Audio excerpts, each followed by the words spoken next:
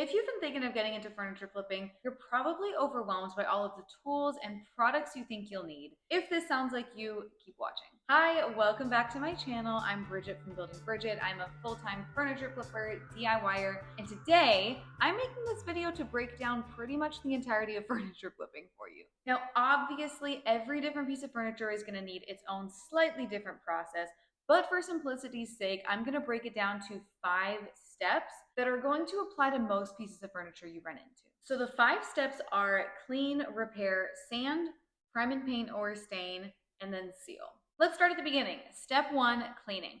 Now this is important because a lot of times when you get these pieces from the thrift store or garage sales or whatever, there's decades of gunk and who knows what that's built up on there. So part of this is a hygiene thing. Part of it is because you're just going to get a better quality finish if you start out by getting any gunk off of the surface. I usually just use crud cutter and paper towels for this, but if it's especially gunky or there's some hard to reach areas, I do sometimes pull out cleaning brushes just to get in those.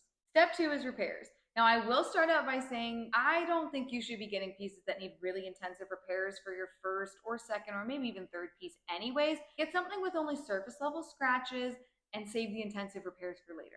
That being said, for basic repairs, the absolute bare minimum you're going to need is a good wood filler and a putty knife. I like using DAP's plastic wood filler, and you can get a cheap plastic putty knife pretty much anywhere. Now, once you level up into more advanced repairs, you're going to want to get Bondo, which is like a really intensive wood filler. You're going to want wood glue and clamps. But again, don't start out with pieces that have intense enough damage as to where you're going to need more than the bare minimum. Step 3 is sanding. You may be tempted to skip this one, but trust me, you don't want to. I've learned the hard way. The purpose of sanding is that it helps your paint adhere to your surface. If you skip or if you skimp on sanding, a lot of times you'll notice after you've primed or after you've painted that your finish can just kind of scratch off, or worst case scenario, peel off. Now this is the only power tool that I'll recommend you get off the bat. Most other ones can wait, but you do want to get an orbital sander off the bat. There's just no way you're going to be able to hand sand all of the surfaces you're going to need to.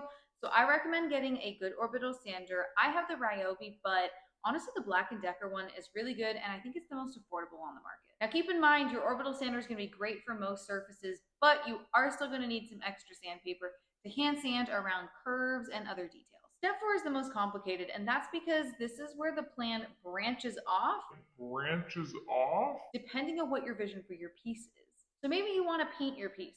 Maybe you want to stain it. Maybe you want to paint wash. Maybe you want to do a combo of 2 of those where part of it's painted, part of it's stained. Your process is going to be different depending on your plan, so I'm going to try to cover each of those options. If your vision is to paint your piece, you're going to need to prime first. The purpose of primer, similar to sanding, is to make sure that your paint will adhere properly and you will have a long-lasting finish that's not prone to chipping or scratching down the line. Now, there are some paints that are combo or 2-in-1, paint and primer in one. Technically, you're not supposed to need to prime with those. I still always do. I am firmly in the camp of always prime.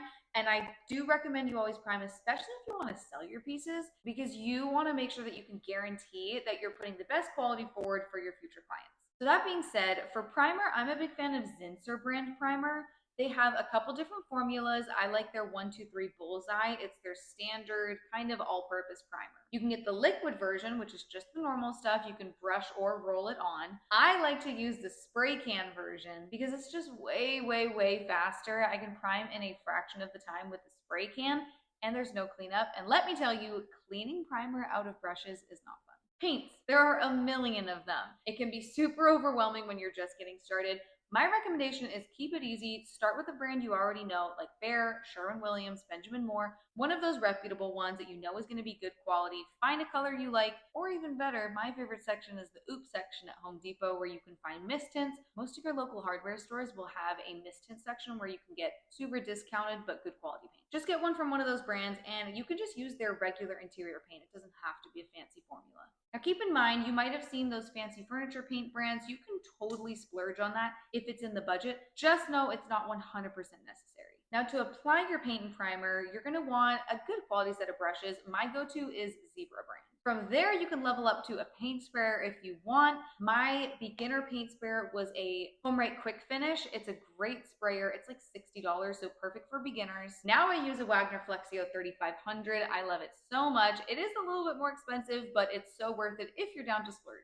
Now that was for option 1 of step 4. That's just if you want your vision for your piece to be to paint it. You're going to want to go through that priming and paint process. For option 2, if you want to stain, here's what you're going to want to do. Now there's a ton of different types of stain as well. You've got oil-based, water-based, gel, penetrative, all these different types.